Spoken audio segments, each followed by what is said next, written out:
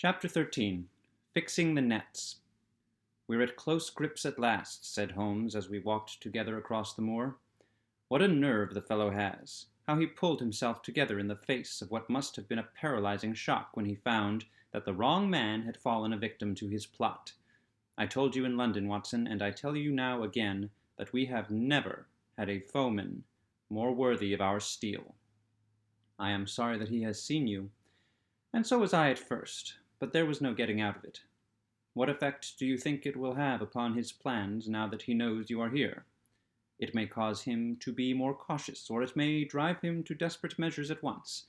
Like most clever criminals, he may be too confident in his own cleverness, and imagine that he has completely deceived us. Why should we not arrest him at once? My dear Watson, you were born to be a man of action. Your instinct is always to do something energetic. But supposing, for argument's sake, that we had him arrested tonight, what on earth the better off should we be for that? We could prove nothing against him. There's the devilish cunning of it.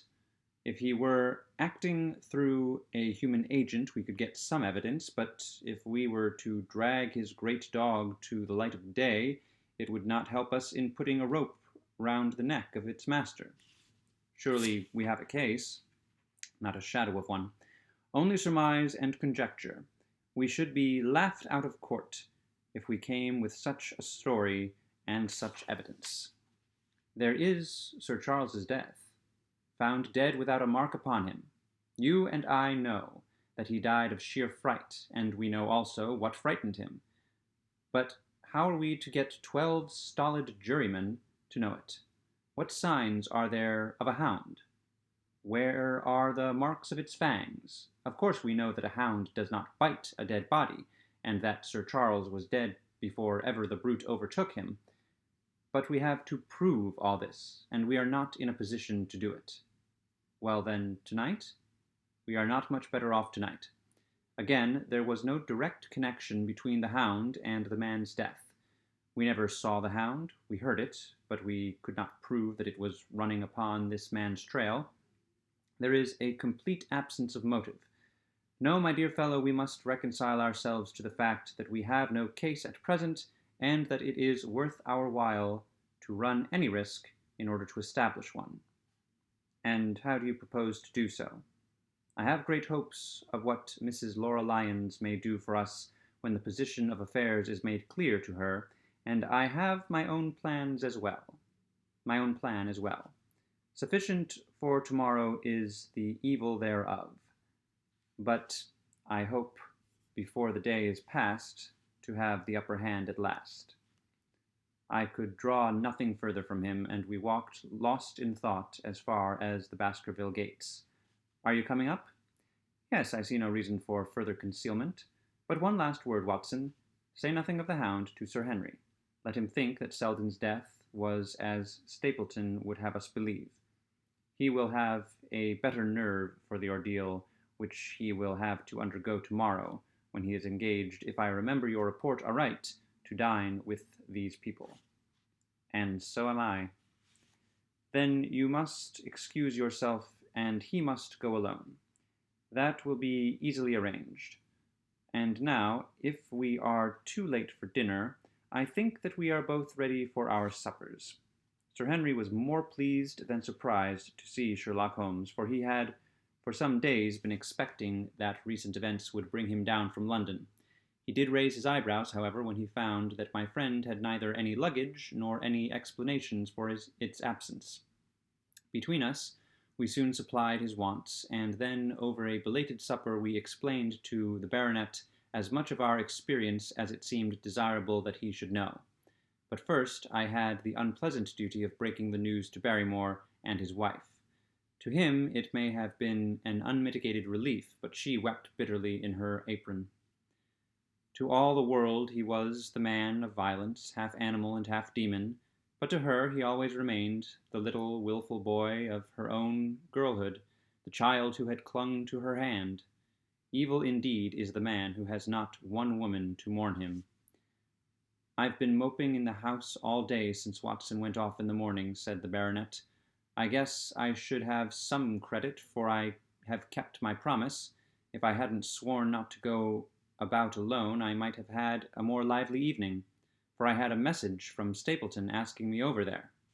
"I have no doubt that you would have had a more lively evening," said Holmes dryly. By the way, I don't suppose you appreciate that we have been mourning over you as having broken your neck?" Sir Henry opened his eyes. "How was that? This poor wretch was dressed in your clothes. I fear your servant who gave them to him may get into trouble with the police." "That is unlikely.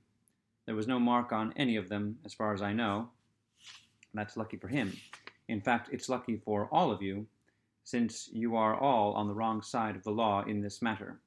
I am not sure that as a conscientious detective my first duty is not to arrest the whole household. Watson's reports are most incriminating documents." "But how about the case?" asked the baronet. "Have you made anything out of the tangle?" "I don't know that Watson and I are much the wiser since we came down. I think that I shall be in a position to make the situation rather more clear to you before long. It has been an exceedingly difficult and most complicated business. There are several points upon which we still want light, but it is coming all the same. We've had one experience, as Watson has no doubt told you. We heard the hound on the moor, so I can swear that it is not all empty superstition. I had something to do with dogs when I was out west, and I know one when I hear one. If you can muzzle that one and put him on a chain, I'll be ready to swear you are the greatest detective of all time." "I think I will muzzle him and chain him all right, if you will give me your help." "Whatever you tell me to do, I will do." "Very good. And I will ask you also to do it blindly, without always asking the reason." "Just as you like. If you will do this, I think the chances are that our little problem will soon be solved, I have no doubt." He stopped suddenly and stared fixedly up over my head into the air. The lamp beat upon his face, and so intent was it, and so still, that it might have been that of a clear-cut classical statue, a personification of alertness and expectation. "What is it?" we both cried. I could see as he looked down that he was repressing some internal emotion. His features were still composed, but his eyes shone with amused exultation. "Excuse the admiration of a connoisseur," said he, as he waved his hand towards the line of portraits which covered the opposite wall. "Watson won't allow that I know anything of art, but that is mere jealousy, because our views upon the subject differ. Now, these are a really very fine series of portraits."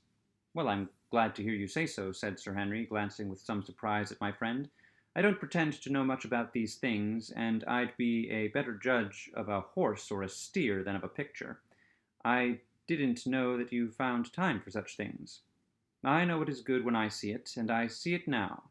That's a Kneller, I'll swear, that lady in the blue silk over yonder, and the stout gentleman with the wig ought to be a Reynolds. They are all family portraits, I presume?" "Every one." "Do you know the names? Barrymore has been coaching me in them, and I think I can say my lessons fairly well. Who is the gentleman with the telescope?" "That is Rear Admiral Baskerville, who served under Rodney in the West Indies.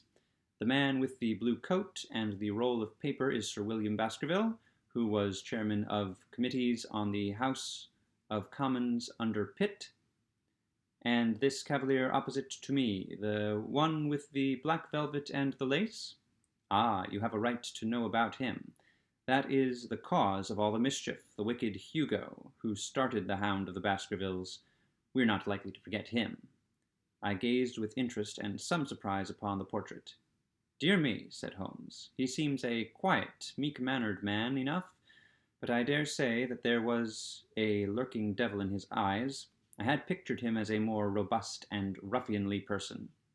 "There's no doubt about the authenticity, for the name and the date, 1647, are on the back of the canvas."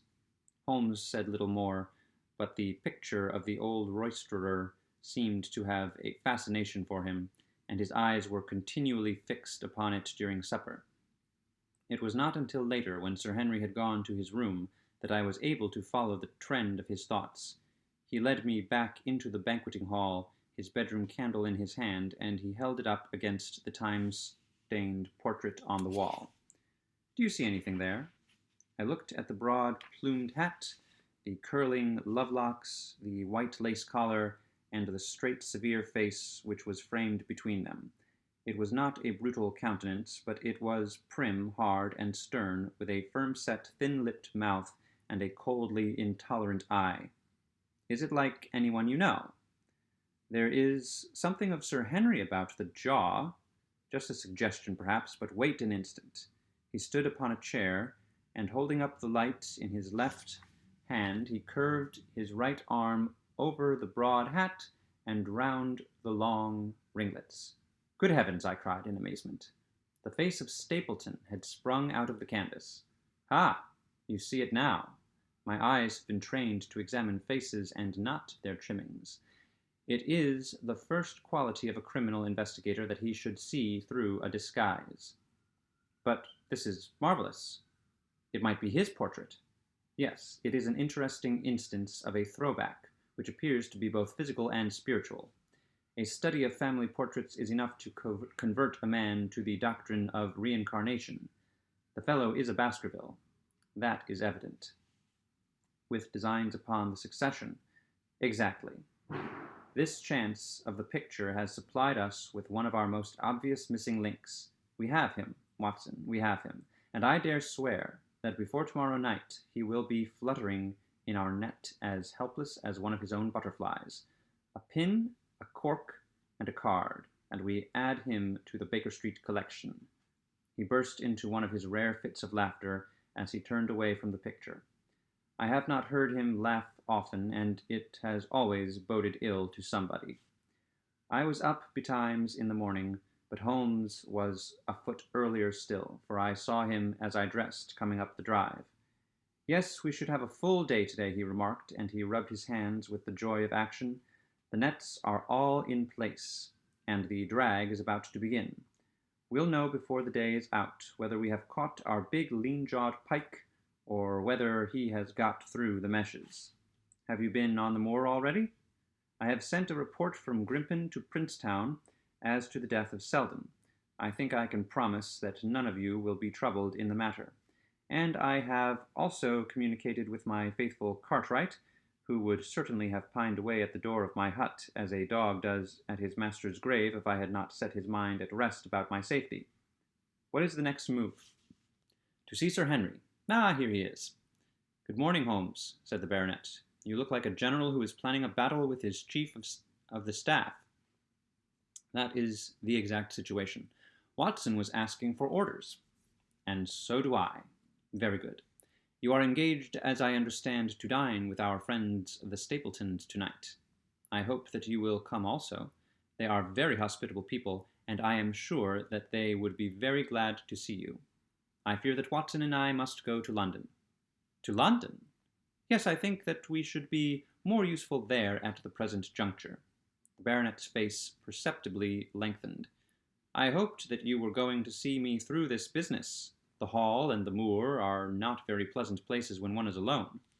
"My dear fellow, you must trust me implicitly, and do exactly what I tell you. You can tell your friends that we should have been happy to have come with you, but that urgent business required us to be in town. We hope very soon to return to Devonshire. Will you remember to give them that message?" "If you insist upon it. There is no alternative, I assure you." I saw by the baronet's clouded brow that he was deeply hurt by what he regarded as our desertion. "When do you desire to go?" he asked coldly. "Immediately after breakfast. We will drive in to Coombe Tracey, but Watson will leave his things as a pledge that he will come back to you. Watson, you will send a note to Stapleton to tell him that you regret that you cannot come." "I have a good mind to go to London with you," said the baronet. "Why should I stay here alone?" "Because it is your post of duty. Because you gave me your word that if you would do as you were told, and I tell you to stay." "All right then, I'll stay." "One more direction. I wish you to drive to Merripit House. Send back your trap, however, and let them know that you intend to walk home." "To walk across the moor?" Yes, but that is the very thing which you have so often cautioned me not to do. This time you may do it with safety. If I had not every confidence in your nerve and courage, I would not suggest it, but it is essential that you should do it. Then I will do it. And as you value your life, do not go across the moor in any direction save along the straight path which leads from Merripit House to the Grimpen Road, and is your natural way home. I will do just what you say. Very good. I should be glad to get away as soon after breakfast as possible so as to reach London in the afternoon. I was much astounded by this programme, though I remembered that Holmes had said to Stapleton on the night before that his visit would terminate next day. It had not crossed my mind, however, that he would wish me to go with him, nor could I understand how we could both be absent at a moment which he himself declared to be critical. There was nothing for it, however, but implicit obedience. So we bade good-bye to our rueful friend, and a couple of hours afterwards we were at the station of Coombe Tracey, and had dispatched the trap upon its return journey. A small boy was waiting upon the platform. "Any orders, sir?" "You will take this train to town, Cartwright. The moment you arrive, you will send a wire to Sir Henry Baskerville in my name to say that if he finds the pocket-book which I have dropped, he is to send it by registered post to Baker Street." "Yes, sir." "And ask at the station office if there is a message for me." The boy returned with a telegram which Holmes handed to me. It ran, "Wire received, coming down with unsigned warrant. Arrive 5:40, Lestrade." That is an answer to mine of this morning. He is the best of the professionals, I think, and we may need his assistance. Now, Watson, I think that we cannot employ our time better than by calling upon your acquaintance Mrs. Laura Lyons. His plan of campaign was beginning to be evident. He would use the baronet in order to convince the Stapletons that we were really gone, while we should actually return at the instant when we were likely to be needed. The telegram from London, if mentioned by Sir Henry to the Stapletons, must remove the last suspicions from their minds. Already I seemed to see our nets drawing closer around that lean-jawed pike. Mrs. Laura Lyons was in her office, and Sherlock Holmes opened his interview with a frankness and directness which considerably amazed her. "I am investigating the circumstances which attend the death of the late Sir Charles Baskerville," said he. "My friend here, Dr. Watson, has informed me of what you have communicated, and also of what you have withheld in connection with that matter." "What have I withheld?" she asked defiantly. "You have confessed that you asked Sir Charles to be at the gate at 10 o'clock. We know that that was the place and hour of his death. You have withheld what the connection is between these events. There is no connection. In that case, the coincidence must indeed be an extraordinary one, but I think that we shall succeed in establishing a connection after all. I wish to be perfectly frank with you, Mrs. Lyons. We regard this case as one of murder, and the evidence may implicate not only your friend Mr. Stapleton, but his wife as well." The lady sprang from her chair. "His wife!" she cried. "The fact is no longer a secret. The person who has passed for his sister is really his wife." Mrs. Lyons had resumed her seat.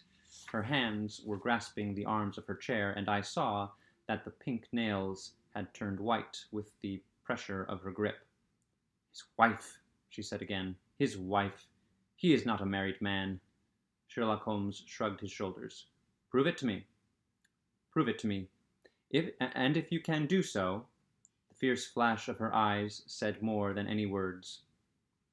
"I have come prepared to do so," said Holmes, drawing several papers from his pocket. "Here is a photograph of the couple taken in York 4 years ago. It is endorsed Mr. and Mrs. Vandeleur, but you will have no difficulty in recognizing him, and her also, if you know her by sight. Here are 3 written descriptions by trustworthy witnesses of Mr. and Mrs. Vandeleur, who at that time kept St. Oliver's private school. Read them, and see if you can doubt the identity of these people." She glanced at them, and then looked up at us with the set, rigid face of a desperate woman. "Mr. Holmes," she said, "this man had offered me marriage on a condition that I could get a divorce from my husband. He has lied to me, the villain, in every conceivable way. Not one word of truth has he ever told me. And why? Why? I imagined that all was for my own sake, but now I see that I was never anything but a tool in his hands. Why should I preserve faith with him, who never kept any with me?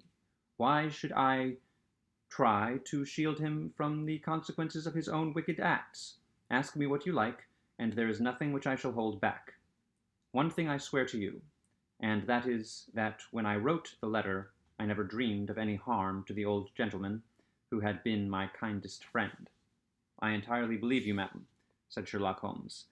The recital of these events must be very painful to you, and perhaps it will make it easier if I tell you what occurred, and you can check me if I make any material mistake. The sending of this letter was suggested to you by Stapleton. He dictated it.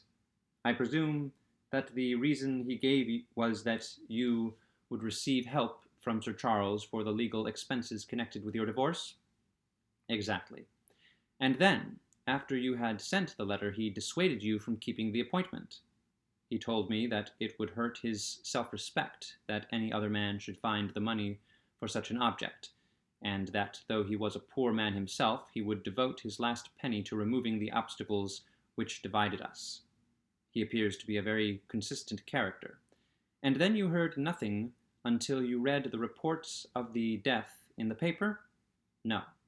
And he made you swear to say nothing about your appointment with Sir Charles? He did. He said that the death was a very mysterious one, and that I should certainly be suspected if the facts came out. He frightened me into remaining silent. Quite so. But you had your suspicions. She hesitated and looked down. I knew him, she said, but if he had kept faith with me, I should always have done so with him. I think that on the whole you have had a fortunate escape, said Sherlock Holmes. You have had him in your power, and he knew it, and yet you are alive. You have been walking for some months very near to the edge of a precipice. We must wish you good morning now, Mrs. Lyons, and it is probable that you will very shortly hear from us again. Our case becomes rounded off, and difficulty after difficulty thins away in front of us, said Holmes, as we stood waiting for the arrival of the express from town. I shall soon be in the position of being able to put into a single connected narrative one of the most singular and sensational crimes of modern times. Students of criminology will remember the analogous incidents in Godno, in Little Russia, in the year 66, and of course there are the Anderson murders in North Carolina, but this case possesses some features which are entirely its own. Even now, we have no clear case against this very wily man, but I shall be very much surprised if it is not clear enough before we go to bed this night. The London Express came roaring into the station, and a small, wiry bulldog of a man had sprung from a first-class carriage. We all three shook hands, and I saw at once, from the reverential way in which Lestrade gazed at my companion, that he had learned a good deal since the days when they had first worked together. I could well remember the scorn which the theories of the reasoner used then to excite in the practical man. Anything good? He asked. The biggest thing for years, said Holmes. We have 2 hours before we need think of starting. I think we might employ it in getting some dinner, and then, Lestrade, we will take the London fog out of your throat by giving you a breath of the pure night air of Dartmoor. Never been there? Ah, well, I don't suppose you will forget your first visit.